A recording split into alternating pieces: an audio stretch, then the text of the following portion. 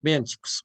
Entonces, la clase del día de hoy, como se los prometí, como lo prometido es deuda, es hablar sobre aplicaciones del álgebra lineal, ¿vale? Entonces, ya hemos aprendido como un montón de herramientas para resolver sistemas de ecuaciones, para poder estudiar matrices, caracterizarlas, decir ciertas cosas, pero entonces lo que ahorita vamos a hablar es cómo esas matrices se relacionan con ciertos problemas en diferentes contextos, sobre todo ustedes que estudian carreras en diferentes áreas, y la idea es ver cómo eso nos ayuda a resolver problemas del diario vivir. Creo que yo les había dado una, y era sobre cómo resolver o cómo balancear por el método algebraico unas ecuaciones químicas. Esa es una aplicación pequeña. Pero estas que les voy a mencionar son varias muy interesantes que es muy probable que ustedes vean en sus carreras y de hecho son bastante llamativas. Entonces voy a irles comentando y pues cualquier duda me van contando. ¿Listo? Entonces, bueno, empecemos. Eh, la primera con la que voy a hablar es sobre lo que se llama una pequeña introducción a lo que es la teoría de grafos. ¿Listo? ¿Alguien ha escuchado esta palabrita en algún lado? ¿Un grafo? ¿Sí? Chicos, No, señor. Sí, profe, yo lo he En escuchado. matemáticas, Particularmente, pues, ¿particularmente qué? ¿Particularmente no? sino que lo he escuchado como que yo trabajo con unos compas que son de física, o sea, yo estudio biología Ujú, y justamente aplicamos esto para hacer neurociencia computacional. Entonces, ujú. creo que ya hay unas vainas que se llaman matrices de adyacencia. Uno puede ahí como aplicar ciertos modelos para, no sé, analizar la correlación de ciertas estructuras del cerebro y cada nodo pues vendría a ser una parte que yo pues como que codifico y me ayuda a darle una estructura como topológica a ese funcionamiento cerebral y esas cosas. Eso es lo que yo entiendo así por encima. Ya, entonces tú estás hablando de lo que se llama homología persistente. Eso se llama así, homología persistente, que utiliza la topología algebraica para poder hacer análisis de datos en el cerebro, ¿sí? Y entonces se utilizan todo lo que es los métodos de la teoría de grafos aplicados a la topología algebraica y encontrar cómo el grupo fundamental eh, tiene ciertas relaciones en el estudio homológico de la estructura del cerebro, ¿sí? Más o menos, así. ¿Te lo mencionaron?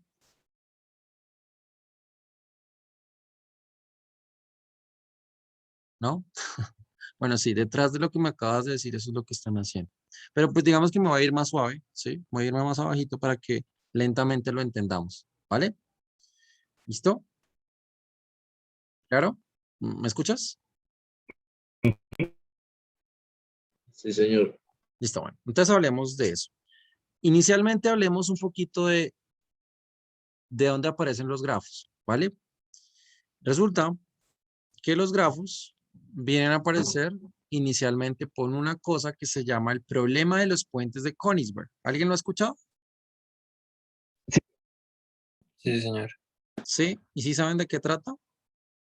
No es como lo del pasar por o sea, pasar por los puentes, pero no repetirlos, creo. Ujú. O sea, a Euler, a Leonard Euler, le propusieron este problema porque es que digamos que el alcalde de esta ciudad quería armar un tour de tal manera que se pudiera pasar por todos los puentes sin repetir, ¿cierto? Y le pusieron ese problema, pero por más que ellos intentaban, como dicen por ahí, a fuerza bruta, no lograban dar como una respuesta de eso, ¿sí? Entonces Euler, que era un gran genio, un gran matemático, se dio cuenta de que el problema lo podía simplificar viendo esta estructura como lo siguiente, como este, ¿sí ven? En el que cada región, cada parte, ¿sí? Cada región, digamos que aquí que tienes, lo podías ver como un punto, ¿sí? Digamos, toda esta región es un punto, toda esta región es un punto, toda esta región es un punto, esto también es un punto, y cada puente representa una arista o un segmento o un lado, como lo quieras llamar, ¿sí? De tal manera que entonces se vuelve esto de acá. ¿Sí me entienden? ¿Sí? Y lo que haces con los puentes es conectar puntos. ¿Estamos de acuerdo, chicos? Sí, señor. Y eso genera entonces que este problema, que era como más complicado, lo pasamos a esto y de aquí lo pasamos a esto, que sería algo así como el primer grafo conocido de la historia, el grafo de los puentes de Königsberg, ¿sí? En el que, claro, cada punto representa una región y tú lo que quieres es como llegar de un lado a otro, ¿cierto? A través de unos caminos sin repetir. Y lo que Euler quería hacer es lo que hoy en día se llama un camino euleriano, ¿sí? Entonces, bueno, aquí un poquito ahí de historia, lo que les estoy diciendo yo, y lo que él quería hacer es un camino euleriano, mira, camino euleriano. ¿Qué es un camino euleriano? Lo que ya dijeron por ahí, es tratar de pasar por todas las aristas una sola vez, mira. Eso sería nuestro camino euleriano. Y entonces resulta que eh, Euler se dio cuenta después de mucho trabajar esto, que era imposible, ¿sí? Y digamos que ahí detrás hay toda una teoría de la teoría de grafos basada en por qué no se puede esto, ¿sí? Y aquí hay un teorema que les estoy enunciando a ustedes, ¿sí? Y dice que un grafo va a tener un camino euleriano, un grafo va a tener un camino euleriano sí y solo sí y solo sí. Uno, el grafo es conexo y tiene como máximo una pareja de grado impar. Entonces, primero, que sea conexo es que, ¿qué? Que yo siempre puedo conectar, ¿sí? O sea, como que puedo llegar de cualquier vértice, ¿cierto? A cualquier vértice. O sea, estoy parado en un vértice y puedo llegar a cualquier vértice. No me va a suceder que tengo, digamos, estos dos aquí conectados y este aquí sin comunicarse. ¿Sí me entienden, chicos? O sea, todos, yo puedo aquí comunicarme entre todos y eso es lo que de pronto estoy tratando de revisar cuando doy esta definición de que el grafo sea conexo. ¿Ok? ¿Vamos bien? Es apenas un abrebocas. Entonces, ¿qué entendemos con que el grado el grado sea par? ¿Sí? O sea, ¿qué entendemos que tenga un grado par o que tenga un grado impar? Entonces, lo que os pasa es que usted separa en un nodo, te paras en un nodo, el nodo es el vértice, es decir, el punto donde estás armando los caminos, ¿cierto? Y cuentas la cantidad de aristas que salen de ese nodo, ¿sí? Entonces, eh, tienes, tienes que contar cuántas son. Por ejemplo, digamos, aquí en este, ¿qué grado tiene, digamos, este de acá? Este de acá, ¿qué grado tiene, chicos? 5. Tiene 5, ¿cierto? O sea, un número impar. Y este tiene 3, ¿no? Entonces, lo que Euler demostró en el ciclo euleriano son dos cosas. Número uno, eh, bueno, aquí hay un teorema chévere antes de eso, y es que un ciclo euleriano será un ciclo euleriano cerrado. ¿Qué es cerrado? Que donde empiezas, terminas. ¿Sí? Cuando armas el camino, desde donde empiezas, armas todo el camino hasta que regreses en el mismo punto. Eso sería cerrado. Pero el teorema, digamos, aquí importante y muy fuerte y muy aplicado en la teoría de grafos es este que está acá. Y dice que si un grafo va a contener un ciclo euleriano, si primero el grafo es conexo y, ojo, todos los nodos presentan un grado par. ¿Sí me entienden? ¿Sí, sí es claro, chicos? ¿Sí? Todos los nodos tienen que tener un grado par. ¿Alguien más o menos así por encima se imagina por qué debería ser así? ¿Por qué debería ser par? O sea, lo que están diciendo es que, por ejemplo, miren el de Euler, este. Este tiene 3, este tiene 3, este tiene 3, este tiene 5. Y la idea es que para que sea resuelto, todos los nodos deberían tener un grado par, ¿no? ¿Alguien me podría decir más o menos por qué? Así Pues intuitivamente. una entrada y una salida, ¿no? Correcto, muy bien. Sí, señor. Tiene que ser par porque así como entro, tengo que poder salir. Entonces aquí, ¿qué pasa? Que en este punto puede que entre, salga y ya no me puedo volver si es de pronto de grado impar, ¿sí me entienden? Es precisamente por lo que dijo su compañero, porque hay una entrada y una salida, sí, señor. ¿Sí? ¿Hasta ahí vamos bien? ¿Preguntas? Hola. No, señor. Entonces, este es un teorema muy bueno. Recuérdenlo. ¿Sí? Y nota que, bueno, dado un grafo, así como dijo ahorita su compañero, uno puede asociarle una matriz. De hecho, hay dos tipos de matrices. Vamos a ver una de ellas. Eh, bueno, esto es un poquito de teoría. Aquí algo, les hablo un poco de eso. Mm, bueno, bueno, antes de decirles eso es lo siguiente. Fíjense que el grafo de Euler es un grafo no dirigido. ¿Sí me entienden? ¿Alguien más o menos entiende cuando digo que es un grafo no dirigido? ¿Sí? Chicos.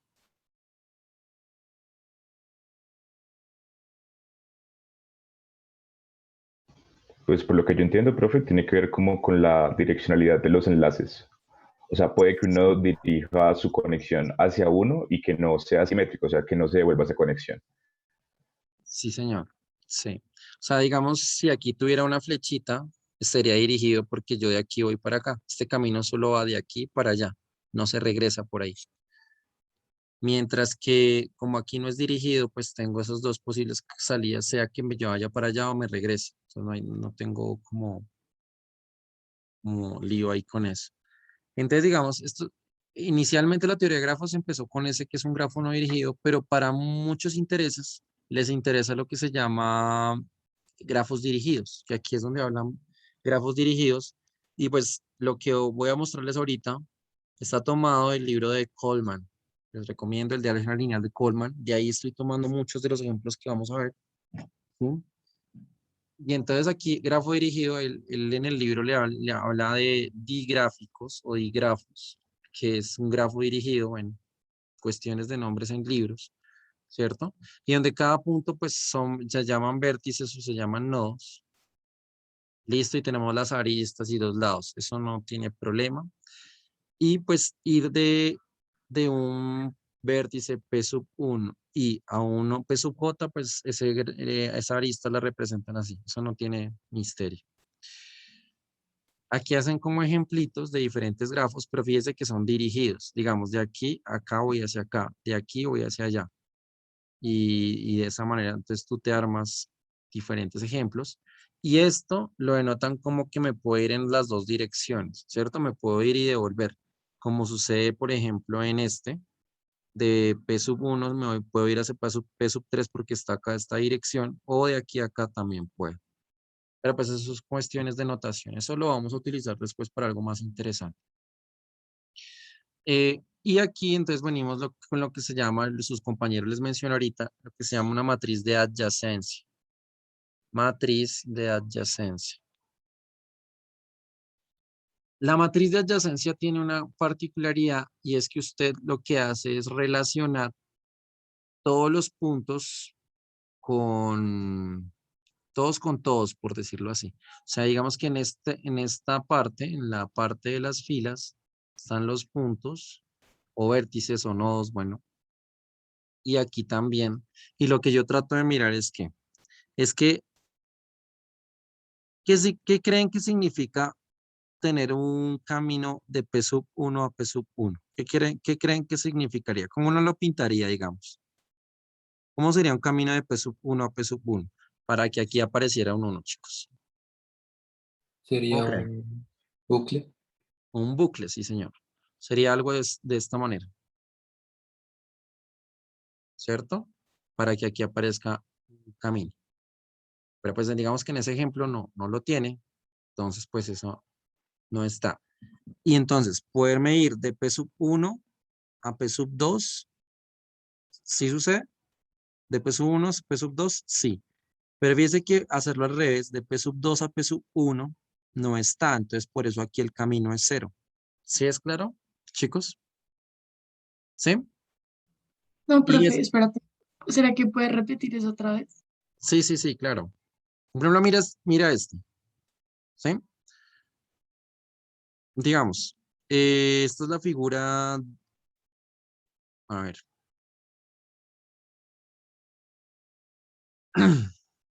Mira, lo que pasa es que, a ver, ¿cómo lo digo? Esta matriz que está acá,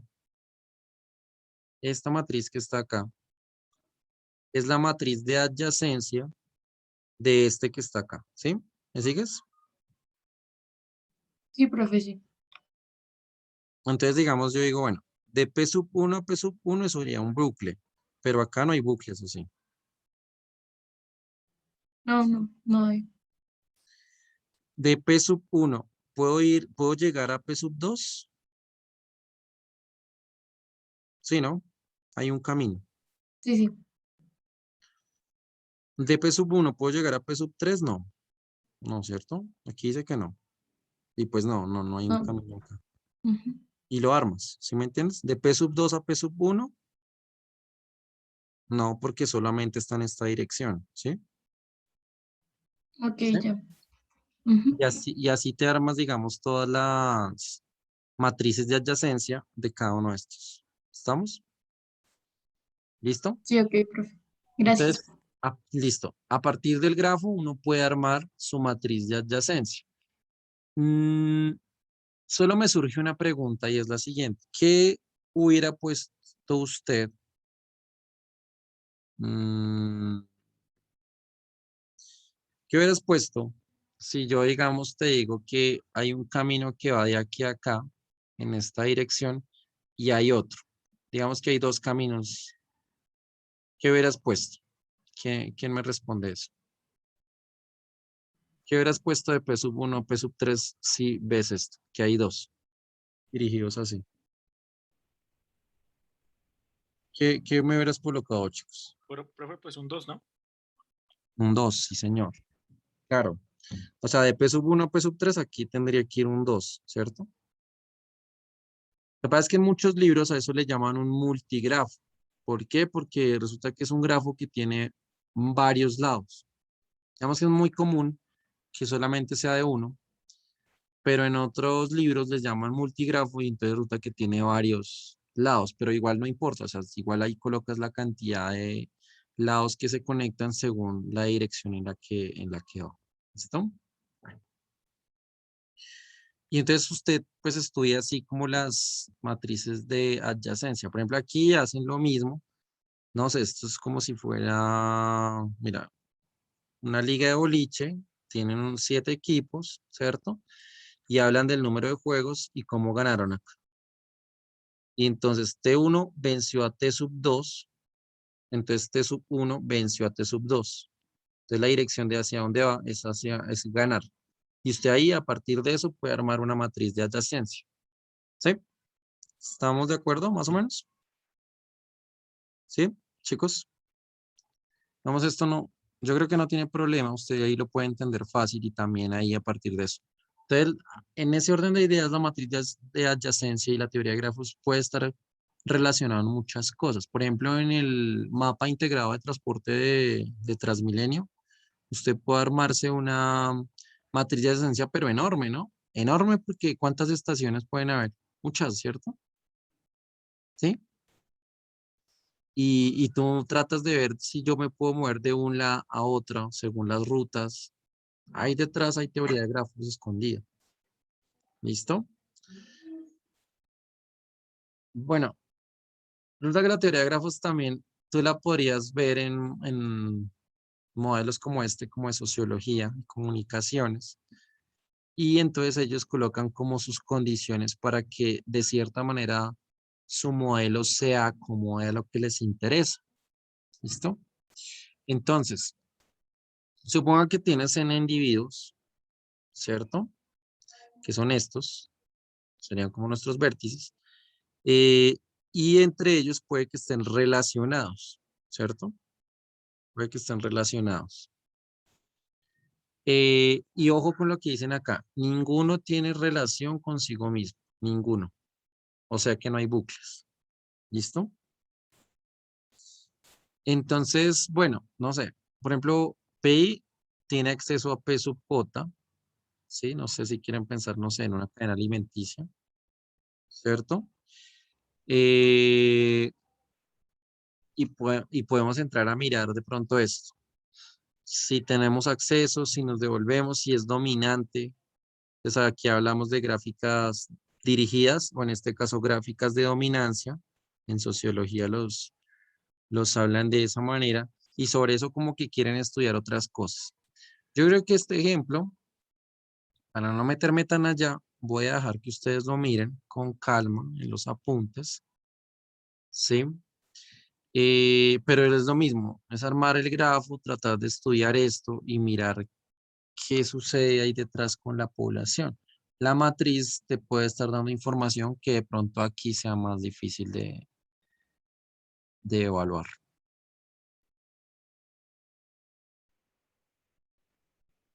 Ok. Entonces, por ejemplo, aquí hacen algo interesante y dice que si la relación P sub I tiene acceso a P sub J, no es necesariamente transitiva. ¿Alguien sabe qué significa que una relación sea transitiva, chicos?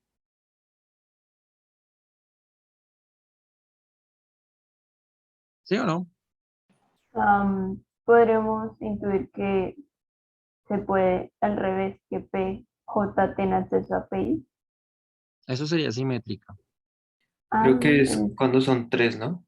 Cuando actúan Ujú. tres nodos. Y sería, pues, no sé, son tres nodos A, B, C. Entonces, A le envía a B, B le envía a C y A le envía a C. ¿Sí? Sí, A le envía a B, o sea, A está comunicado con B, ¿cierto? A está comunicado con B y yo sé que B está comunicado con C, entonces A debería estar comunicado con C, ¿cierto? ¿Sí? Eso sería ser transitivo, que si tengo estas dos, entonces puedo tener esta tercera. Pero aquí dice que no necesariamente debería ser transitivo. Bueno, eso depende del modelo y que estés trabajando, ¿cierto? El poder tener acceso, porque eso depende de la matriz de adyacencia que yo tenga y poder mirar. Entonces, no necesariamente estar en un P sub I me pueda llegar a un P sub K, a pesar de que tenga estas relaciones, porque eso depende, pues, cómo se está relacionando. Depende mucho cómo sea nuestra matriz de adyacencia. Lo que sí puede suceder es que, por ejemplo, no sé, yo puedo estar, digamos, de aquí a acá y moverme acá. Entonces, digamos, aquí sería un primer paso, un segundo paso. De aquí me quedé quieto porque ya no tengo ningún lado donde moverme. ¿Sí me entienden? O por ejemplo, estoy acá, de aquí me puedo ir acá en un primer paso y de aquí pues quedé atrapado porque ya no puedo. ¿Sí me entienden lo que quiero decir? No tengo a dónde devolverme. Ah, no, mentiras. De aquí sí tengo, de aquí para acá y quedé aquí atrapado. ¿Sí me entienden lo que quiero decir? Entonces a usted habla de que es como una caminata, usted se va moviendo. Entonces estoy acá, me puedo mover acá, de aquí me puedo mover acá y de aquí ya me quedé atrapado porque ya no puedo. Como si fuera un fluido, una canal con agua. ¿Me entiendes? ¿Sí? Chicos, hola. Como que el grafo te dice hacia dónde va la corriente, por decirlo así, el fluido. ¿Vale? Entonces aquí hablan de etapas. Entonces, por ejemplo, aquí hablan de R etapas. Las etapas son como los pasos, ¿no? Un primer turno, un segundo turno, o un primer paso, un segundo paso, ¿cierto? Y ahí vamos mirando. Entonces, Sobre eso es que usted habla de lo que sería coger esta matriz de adyacencia y hacer potencias de la matriz de adyacencia. ¿Sí me entienden? ¿Sí? Sí, sí, sí estamos de acuerdo. O sea, usted coge esa matriz de adyacencia y ¿qué sería la matriz de adyacencia elevada a la 2 o elevada a la 3 o elevada a la 4 o elevada a la 5? Digamos que en un primer paso estarían ubicadas así, pero en un segundo paso de pronto la matriz de adyacencia me cambia. ¿Sí me entienden? ¿Sí? Hola, Sí, chicos. señor. Y cuando le eleves a la 2 es como si los que estaban en los diferentes puntos se hubieran movido en un primer paso. Y volverla a elevar sería cómo quedarían ubicados los accesos en un tercer paso. ¿Me entienden? Sí. Entonces aquí usted lo que Profe, tiene. Dime. Sí. perdón, interrumpir, tengo una pregunta. ¿Y cómo se definen esas etapas? O sea, pues las matrices cambian, ¿no? Ujú. Pero, pero ¿cómo me doy cuenta en el problema que hay diferentes etapas? A ver, tú partes de una matriz de adyacencia así, ¿cierto? Esa matriz de adyacencia la sacaste del grafo. ¿Sí? ¿Estamos de acuerdo? Sí, señor. Pero digamos que no sé, tú estás ubicada en P sub 3 y te quieres ir a P sub 1. Pues sí, porque tienes un camino que te lleva hasta allá, ¿sí me entiendes? Pero el irte hacia allá sería una primera etapa, ¿sí me entiendes? ¿Sí? Entendido. Si yo más bien estuviera en P sub 3 y me moviera acá a P sub 2 y luego de P sub 2 a P sub 5, ¿cuántas etapas fueron? Dos. Entonces estoy mirando como los caminos de P sub 3 hasta P sub 5, ¿sí? Más o menos. Sí, Y señor. entonces la matriz debería mostrarme esa relación de P sub 3 llegar a P sub 5 en dos etapas. ¿Sí me entiendes? Sí, Como, a ver, señor. como cuántos caminos me puedo armar de P sub 2 a P sub 5 en dos etapas, o en tres etapas, o en cuatro etapas. ¿Sí? Más o menos. Sí, señor. Y entonces coges la matriz y la elevas. Entonces coges la matriz, la multiplicas por sí misma y te va a quedar una nueva matriz. A ver qué es lo que queda. ¿Sí, Pi? Ya entendí, profe. Gracias. Entonces eso es lo que pasa. Entonces digamos, esta es la matriz en R etapas. Entonces, ¿qué representa? Que las componentes de esa nueva matriz, que aquí las mencionan como las B sub I, J, las ven como, ojo, el número de formas en que P sub I podría llegar a P sub J en R etapas o en R turnos. ¿Sí me entiendes? ¿Sí? ¿Sí? ¿Sí estamos? O sea, podría ser en R caminos, por decirlo así. No, turnos. Turnos. Ah, bueno, sí, sí, sí. En turnos. O sea, haces el primer turno y miras cuántos posibles caminos hay. Si digamos yo estoy en P sub 3 y quiero llegar a P sub 5, ¿sí me entiendes? ¿Cuántos caminos tengo yo para llegar desde ahí hasta allá? ¿Sí? Y cuando le elevas a la 2 o a la 3 o a la 4 o a la 5 son cuántos caminos en esa cantidad de turnos, ¿sí? ¿Me entiendes? Sí, profe, eso me refería con lo de caminos solamente. Ok, ok. ¿Listo? Entonces, digamos aquí sucede algo como interesante y es que, ¿qué entenderías tú, digamos, Lilian, si yo me quiero ir de P sub I a P sub J, digamos, en dos etapas? Entonces, digamos que ese B sub IJ es el número que me está dando ahí, ¿cierto? ¿Qué pasa si ese número es cero? ¿Qué quiere decir? ¿Que cuántos caminos tengo para llegar allá? En dos etapas, digamos. Mm, ¿Tienes cero? Cero, ¿cierto? O sea, no, en dos etapas no voy a poder llegar. ¿Claro? Sí, señor. Entonces, es interesante porque claro, esa matriz de adyacencia me está diciendo muchas cosas, me está diciendo si yo puedo llegar. Y eso usted se lo puede aplicar a muchas cosas. Se lo puedes aplicar al ajedrez, por ejemplo. ¿Sí juegan ajedrez acá? ¿Hay alguno que juegue ajedrez? ¿Sí? Chicos. No, aquí explicamos otra cosa. Por ejemplo, en el ajedrez, ¿qué pasa? Usted podría tener algo como esto.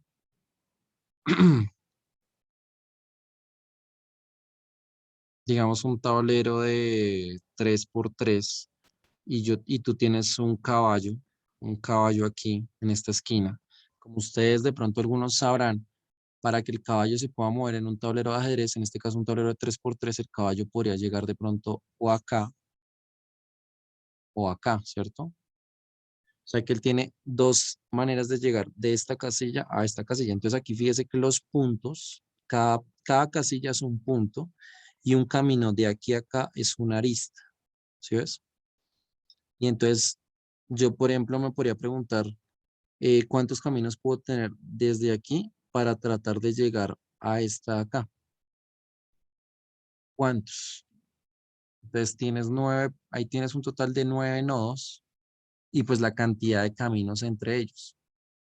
El único que no está comunicado es este. Este de acá sí no está comunicado con nadie. Y tú podrías hallar la matriz de adyacencia y ver cuántos caminos, en cuántas etapas, digamos, en una etapa sería 0, ¿cierto? Porque de aquí a acá no puedo llegar en una etapa, pero de pronto sí puedo llegar en más etapas. ¿En cuántas etapas podría llegar ahí? ¿Quién me dice? De aquí a acá. En 4. En 4. En 4, ¿cierto? Porque estoy de aquí, paso acá, acá, acá y acá, ¿cierto? Entonces ahí tenía que ser 4 etapas. Pero si lo intentáramos de aquí a acá, grave, ¿no? O sea, ahí muy seguramente me va a dar 0 porque no existe manera de que yo pueda llegar de aquí a acá. No puede suceder. Y la matriz ahí con las potencias me lo está diciendo. ¿Claro? Chicos, ¿vamos bien? ¿Sí? Entonces, eso genera ciertos intereses. Y es que, por ejemplo, aquí lo que hacen es sumar todos los caminos en una etapa, en 2 etapas. Si eso me llega al 0 es porque imposible, no se puede. ¿Vale? Listo. Vamos a mirar lo siguiente.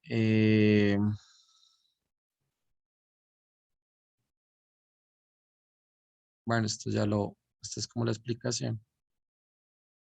Y aquí hablan de, por ejemplo, el clan. Bueno, esto de clan me lo voy a saltar porque solo un ejemplo, no. Creo que ustedes lo pueden mirar en casa. Eso no es muy difícil. Mm,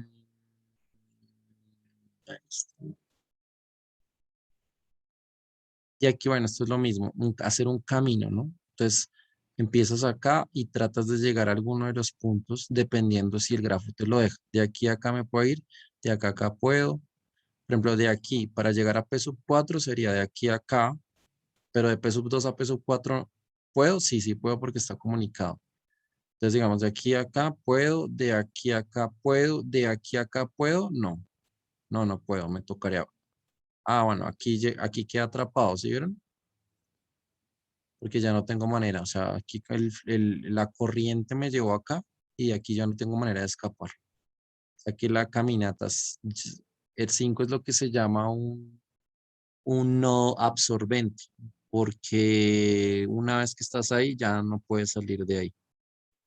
Mientras que estos en los que yo me voy moviendo se llaman transitorios, porque pues es un flujo normal, ¿cierto? Un flujo común y corriente. Y hay otros que se llaman me pasa el nombre, recurrentes, porque uno podría como vine acá y de pronto ir acá y de pronto hasta me puedo regresar, entonces volví a pasar por un mismo lugar en el que ya estaba. Recurrente es como repetir otra vez un punto. Y uno va armando pues la trayectoria o el camino dependiendo de lo que uno quiera hacer. Eso no tiene misterio.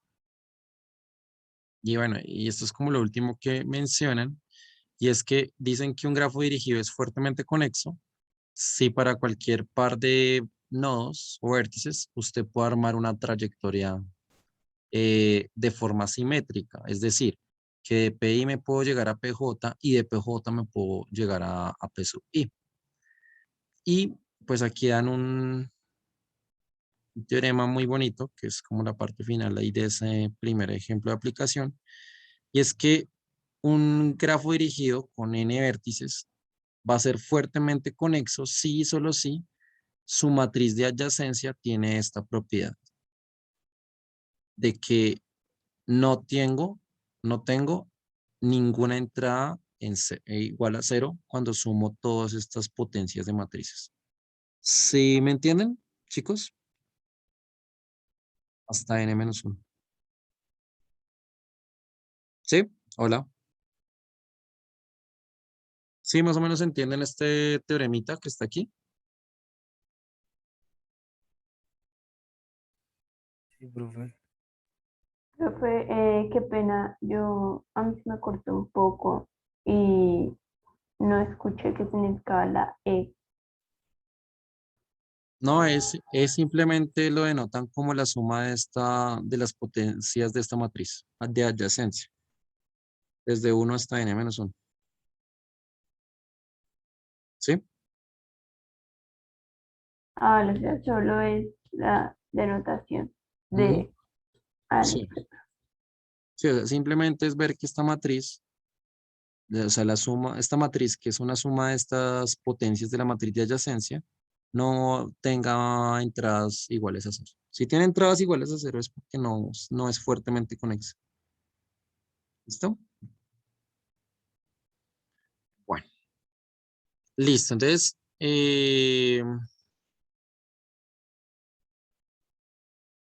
eso se los dejo ahí.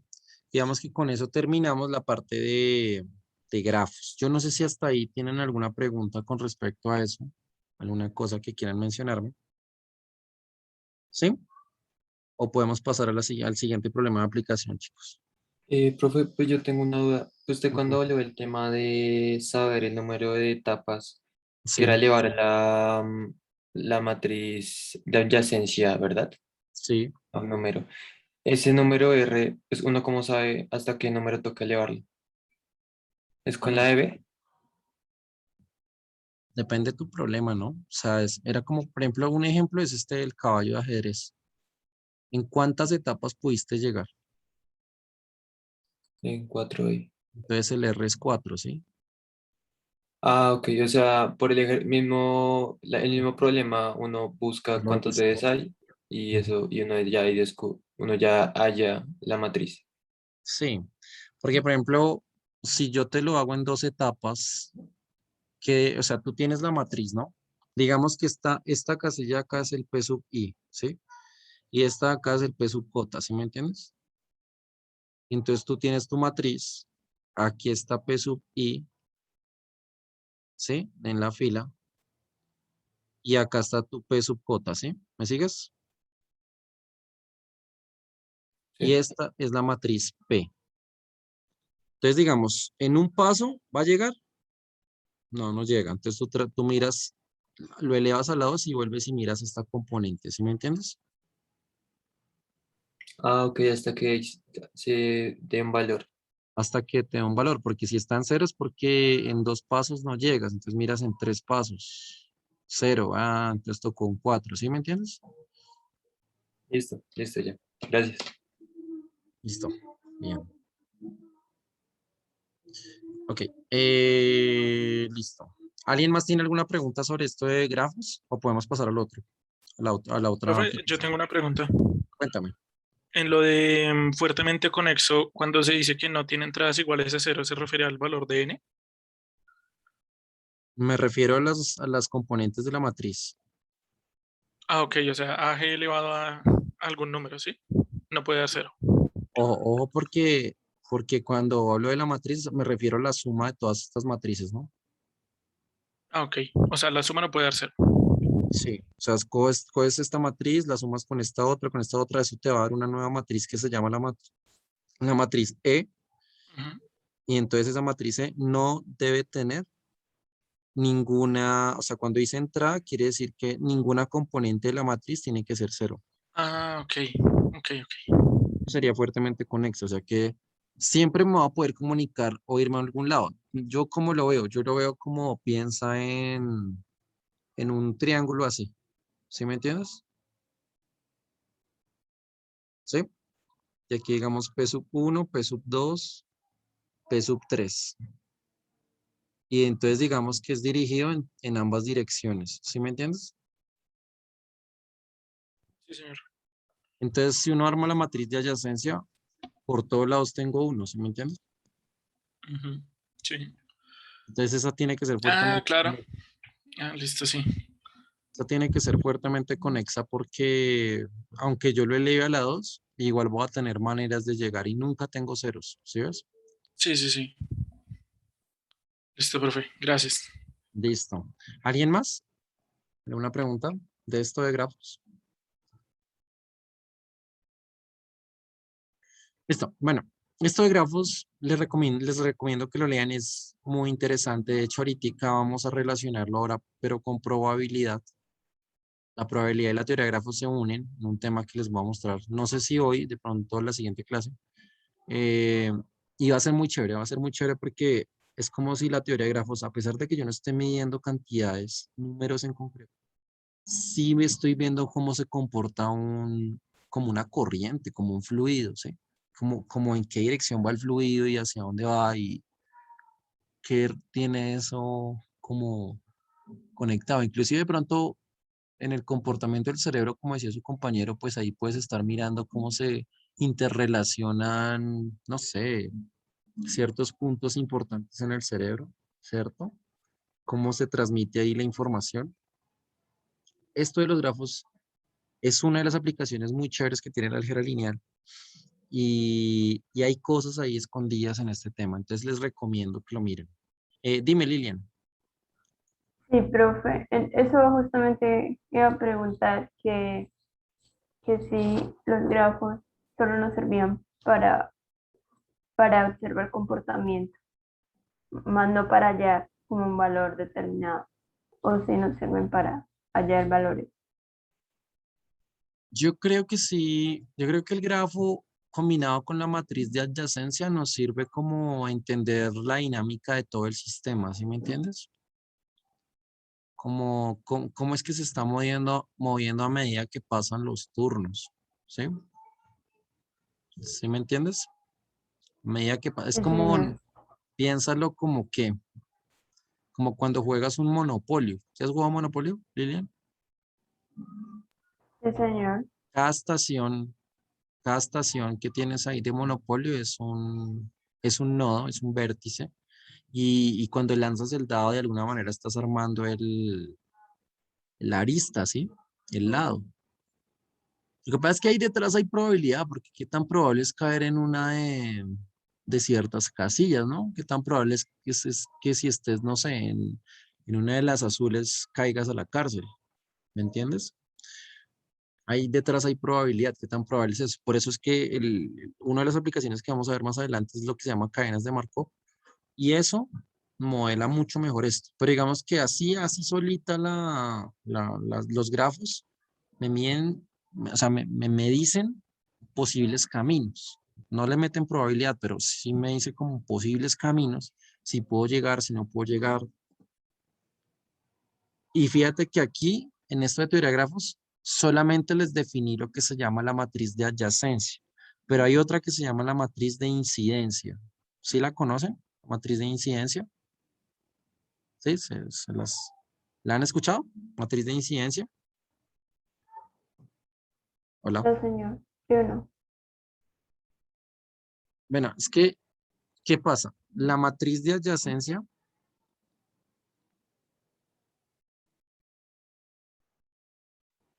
es una adyacencia. Y es que, digamos, si yo tengo, por ejemplo, un grafo como este, vamos que aquí tengo P sub 1, P sub 2, digamos que va en esta dirección. Este aquí así, digamos que está este aquí así, este otro por acá. Este, digamos aquí, este sería P sub 3, aquí un P sub 4. De la matriz de adyacencia de lo que uno hace ahí, la matriz de adyacencia asociada al grafo, este G es el grafo, que tiene unos vértices y tiene unas aristas. es una matriz que relaciona nodos con nodos. Sí, o sea, tú lo que haces es como el nodo con el nodo. Digamos, 1 con 1, no, 0. 1 con 2, sí. 1 con 3, no. 2 con 1, no. 2 con 2, no, no hay bucles. 2 con 3, tampoco.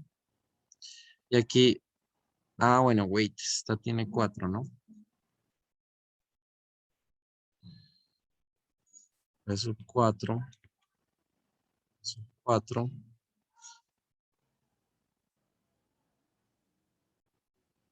Sí, bueno.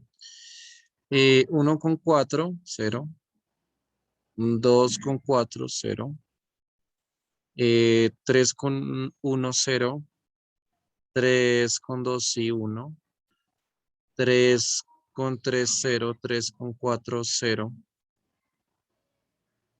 Y aquí 0, 0, 1, 0, ¿sí? Esa es la matriz de adyacencia, ¿cierto? ¿Sí? ¿Sí, cierto, chicos? De ese grafo. Sí, señor. ¿Qué sería una matriz de incidencia?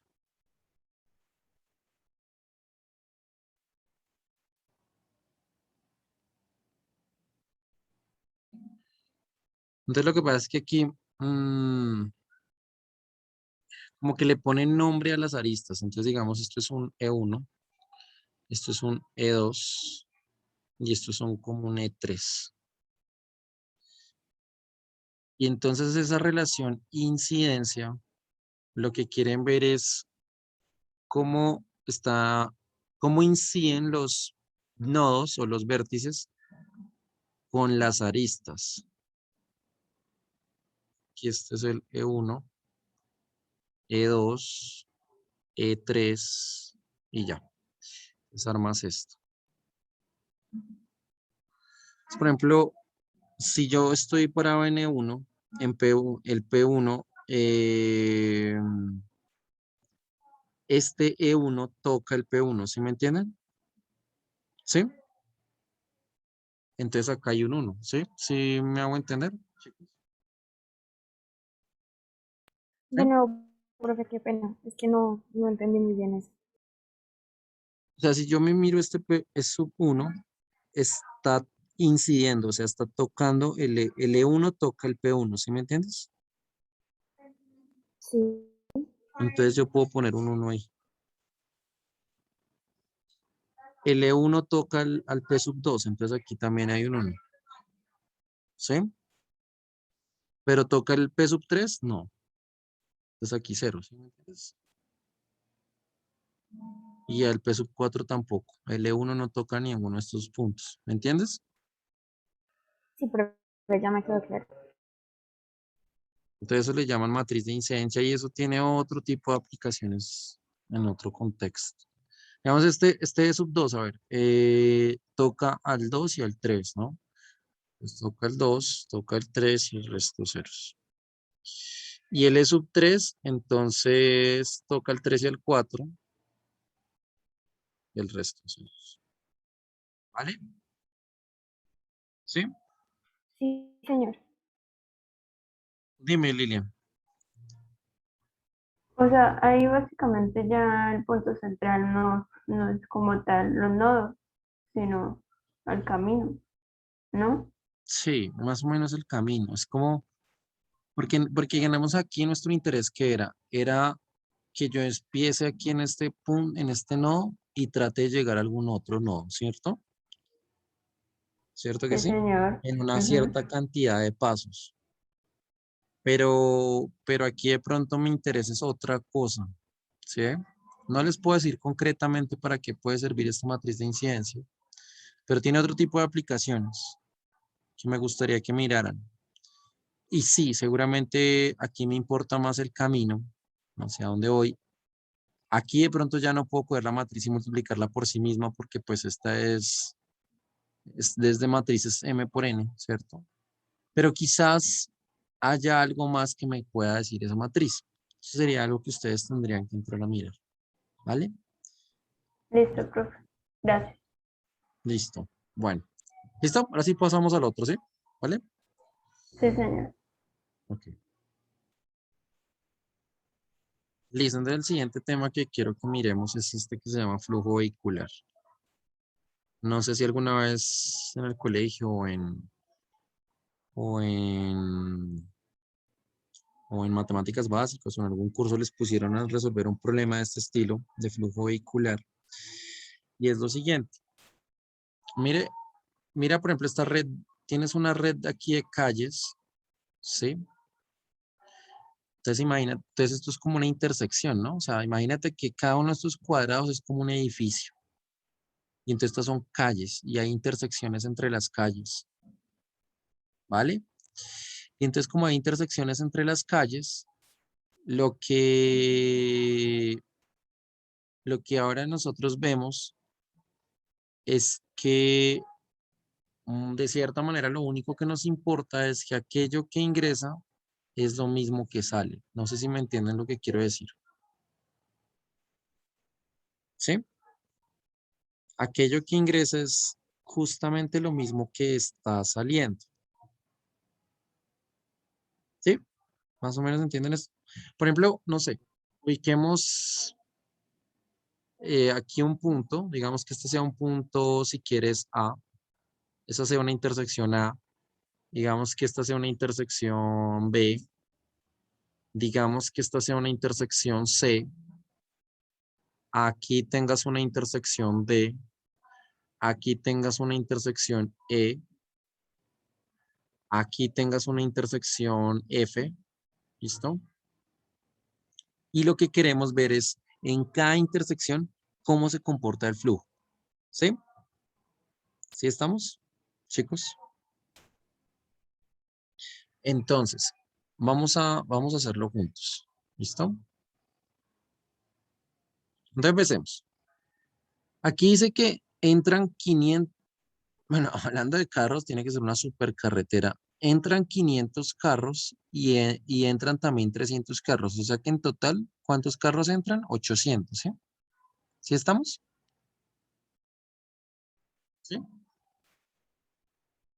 Sí. O sea, hablemos del punto A. Entonces, entran 500 y entran, ¿cuánto? 300. Pero esa cantidad que entra debería ser igual a la cantidad que sale, ¿sí? ¿Sí estamos de acuerdo? Que sería Sí, x1 más señor. x3 en ese punto A. ¿Estamos de acuerdo? ¿Sí? Sí, ¿Sí señor. estoy bien? Listo. En el punto B, a ver. Punto B. Entonces, en el punto B, ¿qué nos dice? En el punto B dice que entra x1 y entra x4. O sea que x1 más x4, que son los que entran, tiene que ser igual a qué, chicos. Tiene que ser igual a qué. A 200 y x2. 200 más x2, ¿cierto?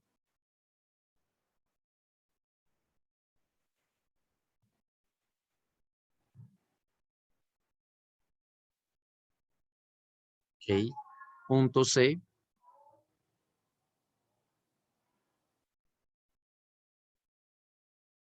En el punto C, entonces lo que entra es, entra x2 y entra 100, ¿cierto? X2 entra y también entra 100. ¿Y eso tiene que ser igual a qué? A lo que sale, que sería 600 sale y x5 sale, ¿sí?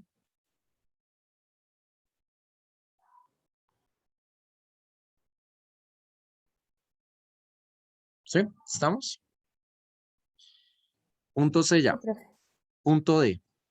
Miremos el punto D, a ver.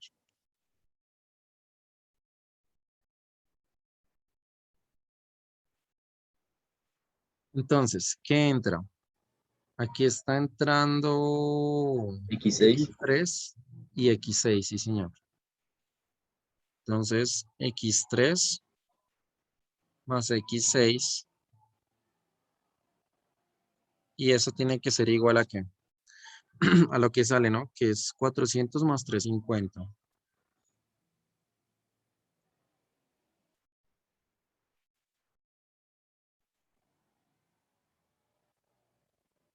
Listo.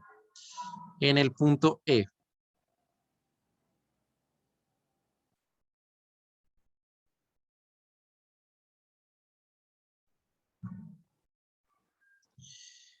Y en el punto E, entonces lo que entra es X7 entra y 600 entra, ¿cierto?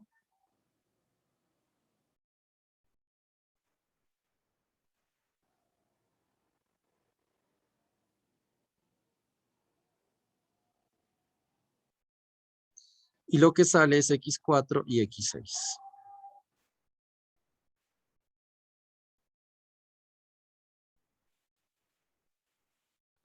Listo. Y ahora me voy al punto F, el último. Este punto F. Punto F. Y este punto F, entonces, ¿qué es lo que pasa? Que entra 450 y X5 entran. Ujú.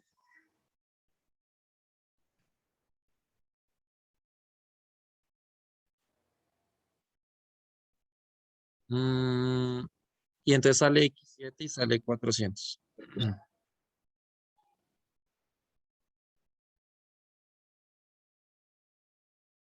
Ok, listo.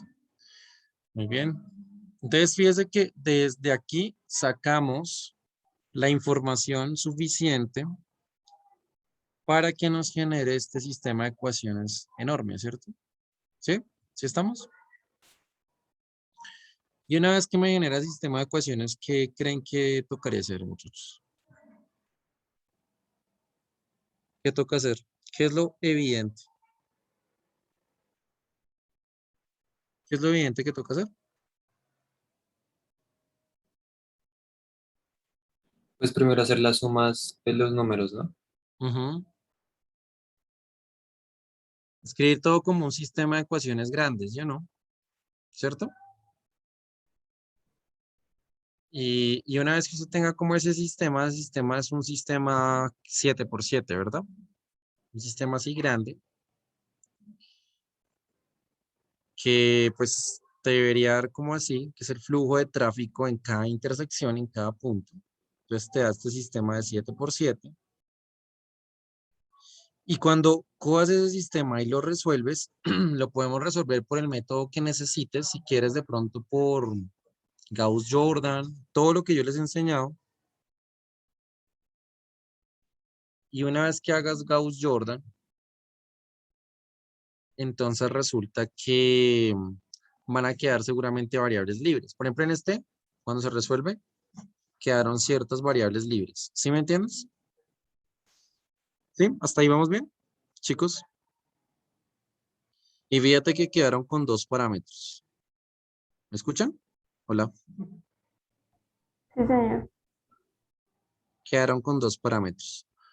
Yo te pregunto, ¿es posible, si usted me está hablando de un flujo vehicular, es posible que usted me pueda hablar de menos 200 carros en una respuesta de alguno de los XY? ¿Es posible que usted me dé respuestas negativas? ¿Tiene sentido? No. No, ¿cierto? Entonces, ¿cómo no? Yo tengo que poner la condición en el problema, aparte del sistema de ecuaciones, ¿cierto? Tengo que poner la condición de que todos los XY tienen que ser mayores o iguales a 0. Obligado. ¿Estamos de acuerdo? Todos. Todos los XY tienen que ser positivos, porque pues no tiene sentido que usted me hable de un flujo vehicular. Eso es como si usted me estuviera diciendo que hay carros que salen, ¿sí? O sea, hay carros que se devuelven. O sea, hay vehículos ahí que se están devolviendo. Eso es lo que usted me estaría diciendo. Como que perdemos flujo vehicular. Pero eso no tiene relación con lo que estamos del todo. Y entonces lo que pasa es que yo sí estoy obligado a que cada una de estas sea positivo. Eso me lleva a que si cada una de esas es positivo, por ejemplo este X3 o incluso estos que están acá tienen que ser positivos, que es por ejemplo lo que está diciendo, lo que se dice acá.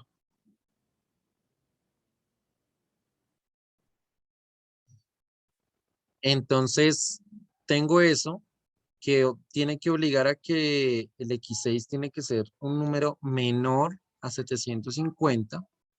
De igual manera acá, y usted lo que hace ahí es indirectamente, sin darse cuenta, resolver un problema de programación lineal. ¿Sí? Porque eso es cuando el flujo de pronto te genera ahí desigualdades. Ya después en algún momento veremos de programación lineal. Y lo que usted hace es como tratar de buscar los valores que cumplan esto y que sean números enteros positivos. Entonces, haces todo el análisis, ¿sí? Y al final llegas a la respuesta que querías, ¿sí? ¿Me entienden eso, chicos? Simplemente miras qué es lo que pasa, sabes que esos números tienen que ser positivos y acomodas la respuesta de tal manera que se satisfaga todo lo que encontraste. ¿Estamos de acuerdo? Hola. ¿Claro eso? ¿Escuchan?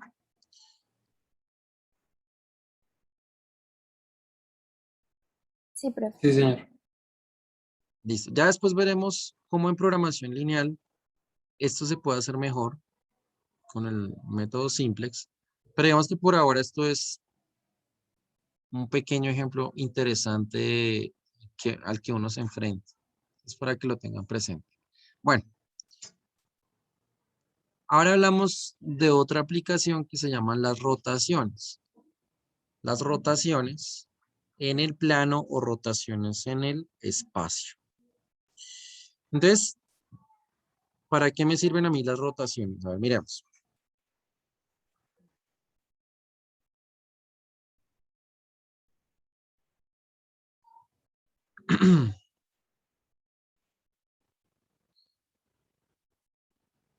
¿Alguna vez han escuchado sobre matrices de rotación?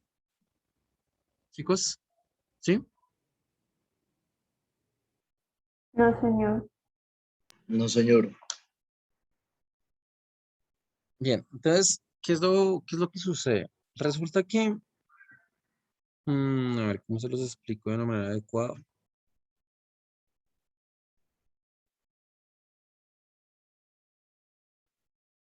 Bueno, voy a ponerlo de pronto en una de estas. Resulta que tú tienes el plano cartesiano, si quieres de esta manera, y tú ubicas lo que, pues vamos a ver después con calmita, lo que se llama un vector, ¿no? Un vector en el plano XY. Entonces, ese señor, digamos, tienes un puntico acá y un vector es lo que a veces uno llama como segmento dirigido, por lo menos desde la noción geométrica. Entonces, digamos que sea un vector B, ¿listo? Este sea un vector B, donde tiene componentes A y tienes componentes B. Entonces, este señor vector, uno lo puede ver así, como A, B. ¿Ahí vamos bien? ¿Sí, chicos? ¿Sí es claro? Sí, señor. Sí, señor. Y lo que tú vas a hacer ahora es escoger este vector que tienes acá y lo rotas. O sea, lo vas a girar, digamos, si quieres acá. Así. Lo giras un ángulo, digamos, theta. Se lo rotaste, cogiste ese señor de acá y lo rotaste hacia allá. Entonces la pregunta es, ¿cómo van a quedar esas nuevas componentes? ¿Sí me entiendes? ¿Cómo quedan acá la nueva componente aquí y cómo debería quedar la nueva componente acá? Si rotaste este nuevo vector, ¿qué pasó ahí? ¿Cierto? Y entonces lo que pasa es que si uno quiere saber cómo va a ser ese nuevo vector, digamos que ese nuevo vector se llame vector U. Lo que uno va a encontrar es que ese vector es, interesantemente, coger nuestra matriz de rotación y multiplicarla por el vector B. ¿Sí? Entonces yo no sé si ustedes me entienden qué quiero decir yo con eso de multiplicar. ¿Mm? Entonces digamos, yo tengo esta que es nuestra matriz de rotación. Esta es la matriz de rotación que les digo. Y no es esa matriz porque sí, o sea, hay razones reales de por qué es eso. ¿Sí? Pero lo que te quiero decir es que U, ese nuevo vector U, para un ángulo θ, sea de 60 grados, 30 grados, o si quieres en radianes, no sé, escoger ese y lo multiplicas por tu vector B. Por tu vector B. Pero mira que esa matriz, entonces, ¿cómo sería? Es, como ya ustedes la ven acá, es coseno. Acá menos seno. Seno. Y aquí coseno. Y este vector B es el vector donde aquí es A y aquí es B. ¿Sí? ¿Me siguen? El vector AB. ¿Me siguen, chicos? Sí, señor. Entonces, piensa este vector como si fuera una matriz y es un producto de dos matrices. Entonces, esto es fila por columna. Si haces fila por columna, sería A por coseno.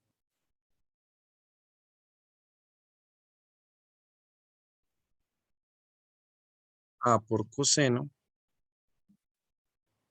Más, bueno, fila por columnas es menos B por seno.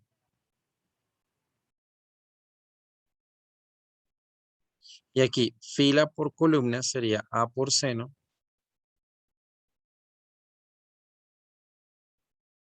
Más B por coseno. Y ese sería el nuevo vector. ¿Sí? Esta es una segunda componente del vector U. Esos serían, lo quieres ver así, como una prima y un B prima. A prima es esto, B prima es esto. Entonces las componentes de este nuevo vector son, aquí es A prima y aquí es el B prima. Solamente es una multiplicación ahí matricial. ¿Eso me lo entienden? ¿Sí es claro, chicos? ¿Sí? ¿Estamos? Entonces, cuando usted quiere, por ejemplo, rotar un vector, simplemente aplicas la matriz de rotación y se acabó. Fíjate que esta rotación que yo estoy haciendo acá es una rotación en contra de las manecillas del reloj. ¿Listo? Sería en contra de las manecillas del reloj. Yo te pregunto, Ale, ¿cómo haría una rotación a favor de las manecillas del reloj? O sea, contrario. ¿Cómo lo harías? ¿Cómo sería una rotación en la otra dirección, chicos? Así. ¿Cómo sería? Digamos, aquí así. Donde aquí estoy rotando, digamos, acá así. Pero este sea otro ángulo. Y este sea un vector W. ¿Cómo sería en contra de las manecillas del reloj? ¿Mm? ¿A alguien se le ocurre algo? ¿Cómo lo rotas?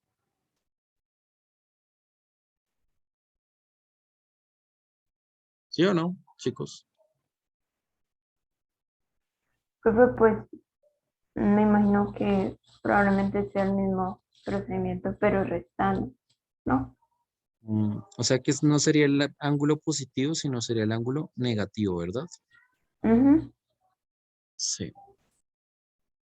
O sea que aquí en este caso sería coger la matriz de rotación, pero cambias el ángulo por el ángulo negativo. Y ahí tendrías entonces este resultado. ¿Claro? Entonces eso es a favor y en contra de las manecillas de reloj. Eso sería como nuestra rotación en el plano. ¿Listo? Y ahí detrás hay cosas interesantes. ¿Sí? De hecho, hay yo no sé si ustedes les hablaron en algún momento, una cosa que es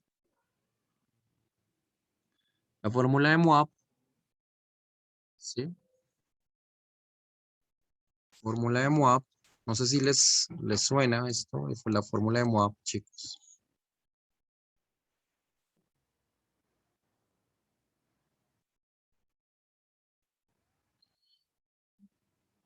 Y es que, ¿qué es lo que sucede?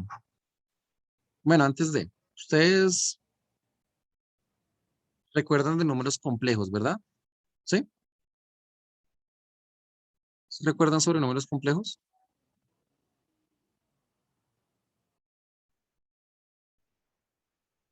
¿Sí o no?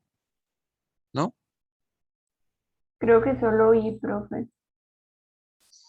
Números complejos, usted lo podría representar en una cosa que se llama el plano complejo o el plano de Argand. Tienes una parte real y una parte imaginaria. Y tú tienes lo que se llama un círculo unitario. Bueno, aquí creo que me deja hacer círculos. Aquí.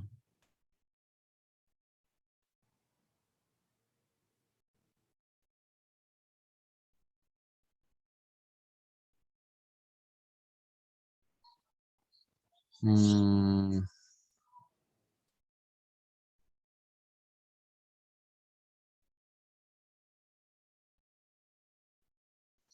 bueno, entonces resulta que usted lo que tiene acá, digamos que tienes un punto ahí, un punto aquí, ¿sí?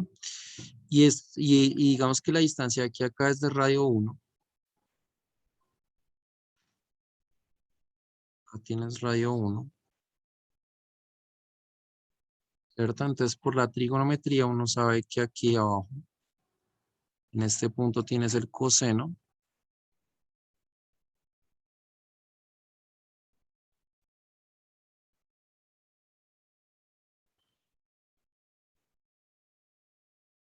Coseno del ángulo. Y de este lado tienes seno del ángulo, ¿cierto? Acá el ángulo es este. Este es el seno del ángulo.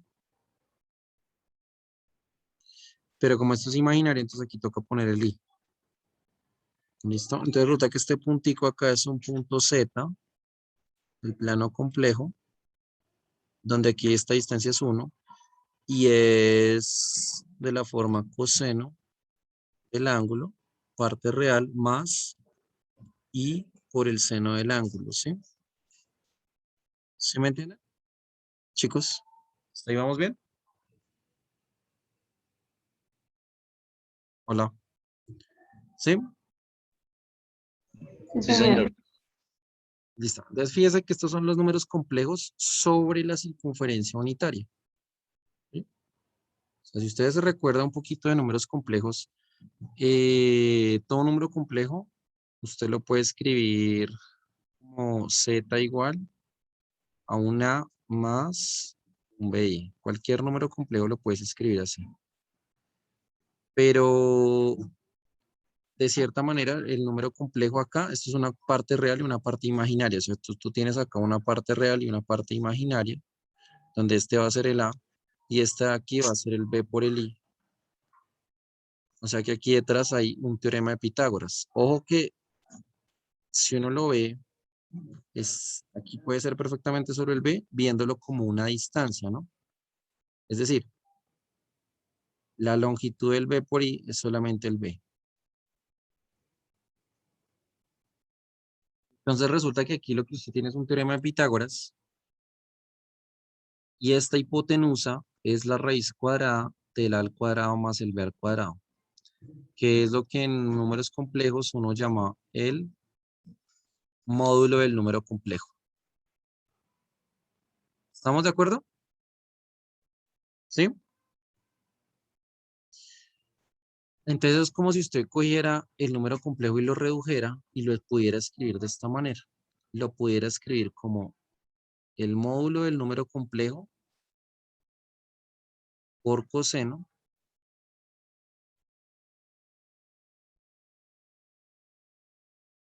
Bueno, no, escribamos lo mejor. Bueno, entonces digamos, tener esto significa que si usted usa la trigonometría, este es el cateto adyacente, este es el cateto opuesto, entonces usted dice que el coseno del ángulo es el cateto adyacente, que es este, que es el A, sobre la hipotenusa, que es esta raíz cuadrada de A al cuadrado más B al cuadrado, o sea, el módulo del número complejo, y el seno también, que sería el B sobre el módulo de esto. Si usted despeja, ¿a qué llega? Si despejas, ¿a qué llegas?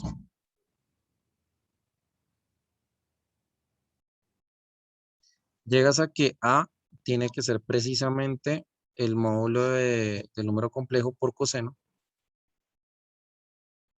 y B tiene que ser el módulo del número complejo por seno. Entonces, si tú reemplazas acá en este número complejo, tú llegas a esto, a que este Z es ¿quién? Es el módulo. Aquí reemplazas por A, por el coseno. Y aquí reemplazas el otro, que sería el módulo, por el seno, por I. Factor común de módulos. Entonces, este es Z igual a el módulo del número complejo, factor común de coseno del ángulo más y seno del ángulo. ¿Hasta ahí me siguen, chicos? ¿Sí? ¿Vamos bien ahí? Profe, yo tengo una duda. Dime. Ese Z sale a partir de la relación pitagórica, ¿verdad? Z es un nombre que le doy al número complejo.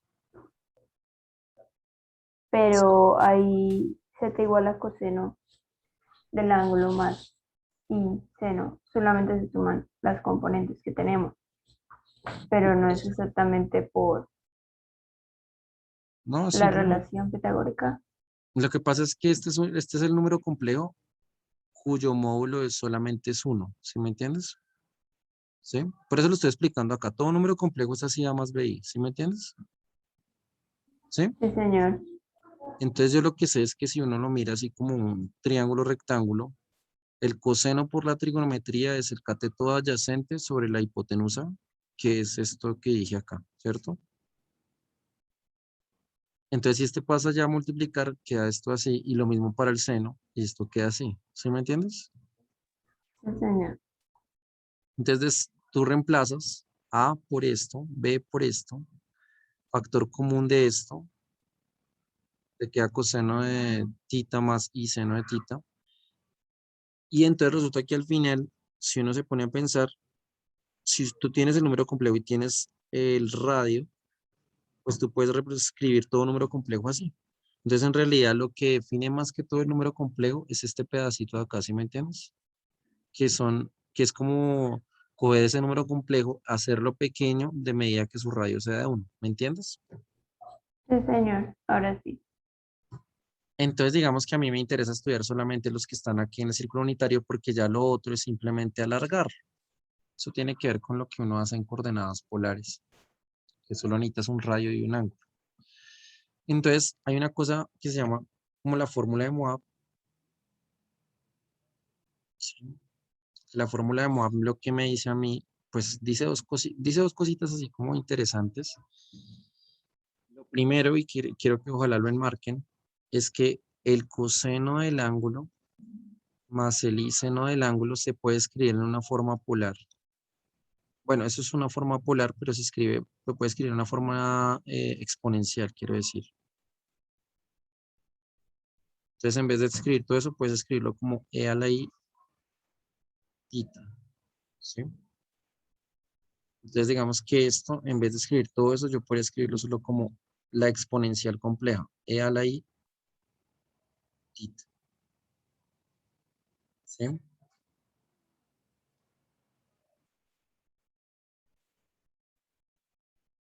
E a la I tita. ¿Mm? O sea que si yo quisiera escribir un número complejo como esto, pues simplemente cojo Z y lo escribo como su módulo por E a la I tita.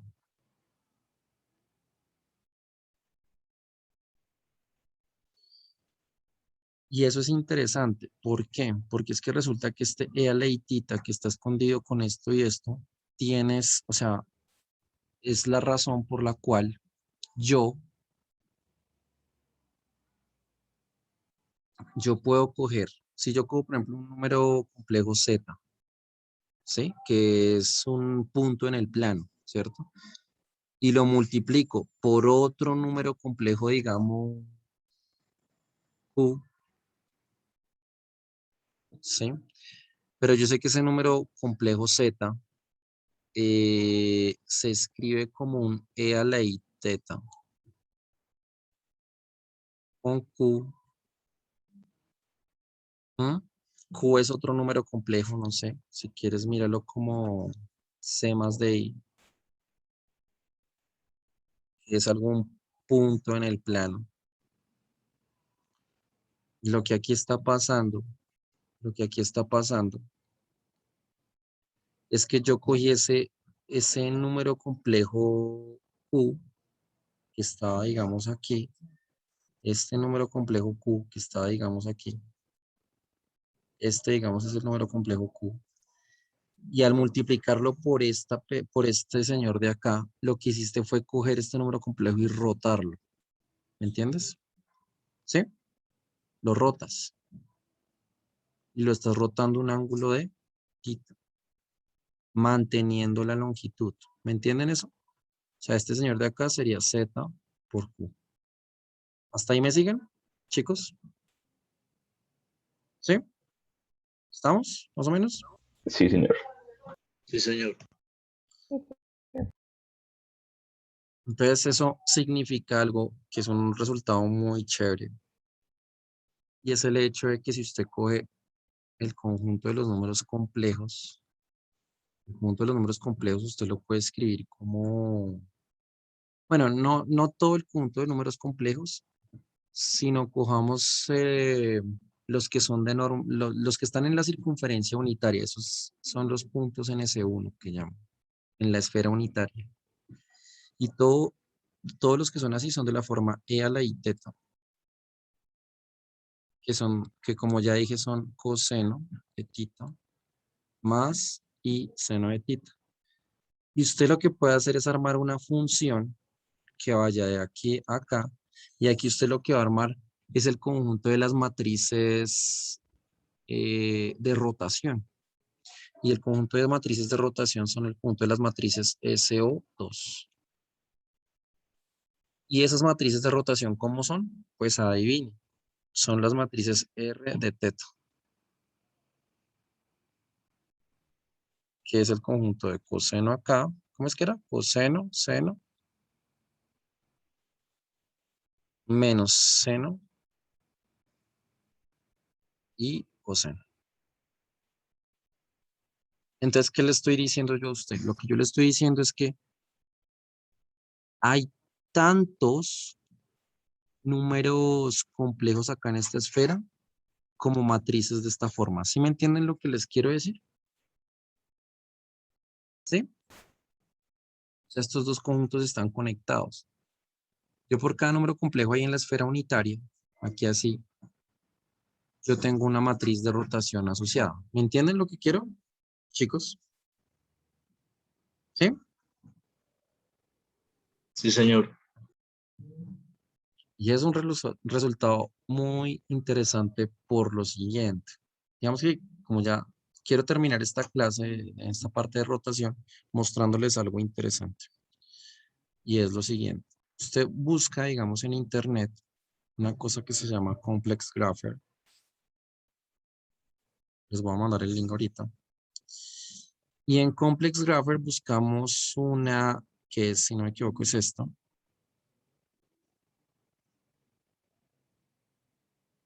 Y otra que esto que tienes acá, adivinen qué es. ¿A qué se les parece esto? ¿Qué creen que es? Ok.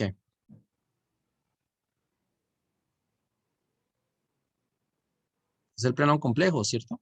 Es el plano complejo y este circulito que está acá es la circunferencia unitaria, ¿me entienden, chicos? Sí, señor. ¿Sí? Entonces, usted aquí tiene la parte, esta es la parte real, esta es la parte imaginaria y estos son los cuadrantes según los colores. Y resulta que si yo quisiera coger esa imagen que tienes ahí y rotarla, lo que tendría que hacer es multiplicar por una matriz de rotación. Pero de pronto multiplicar por una matriz de rotación puede ser más difícil, entonces es más fácil multiplicar por algo como esto. ¿Sí me entienden? Porque yo ya sé que por cada matriz de rotación tengo esto, que es la forma polar del número complejo. ¿Sí? Entonces, usted, digamos, se va aquí. Usted se va aquí. Por ejemplo, ¿cuánto lo quieren rotar? Entonces, digamos que lo queremos rotar pi cuartos. Entonces, usted multiplica por Euler a la pi dividido 4. ¿No? Miren, y le damos enter.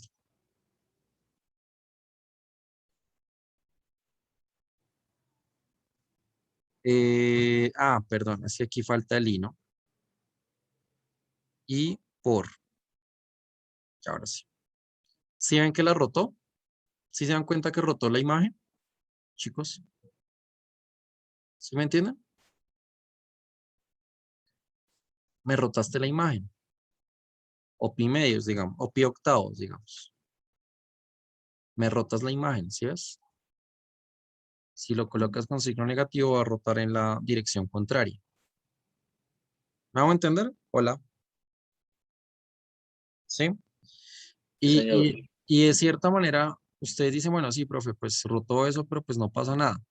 Bueno, lo voy a poner original y uno puede aquí coger y colocar una foto de lo que quieras. No sé, alguna foto. Busquemos una imagen aquí de tantas. Si quieres este de aquí. Tienes esa imagen, digamos, ¿cierto?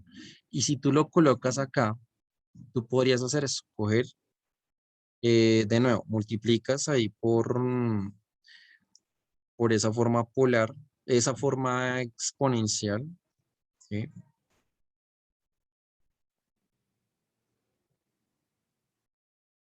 Digamos, pi dividido, no sé, 8. Le das enter y rotas la imagen, ¿sí ves? Entonces lo que quiero que me entiendan es que muchas de las cosas que hacen en sus celulares están asociadas con las matrices de rotación. Cuando hay una rotación, están metidas las matrices de rotación y detrás están escondidos los números complejos. ¿Me van a entender, chicos? Entonces cuando ustedes a veces en el celular les rotaron la imagen o les están haciendo eso, los números complejos y las matrices de rotación están ahí escondidas. Sí, en ese tipo de efectos, cuando tú lo haces así. Pero es que les expliqué todo esto en números complejos, porque hay una relación interesante entre matrices de rotación, números complejos y pues cosas que uno utiliza en estos dispositivos electrónicos. No sé si hasta ahí tienen alguna pregunta, chicos. O bien. ¿No? ¿Clarito? Bueno, entonces voy a dejar de grabar por aquí.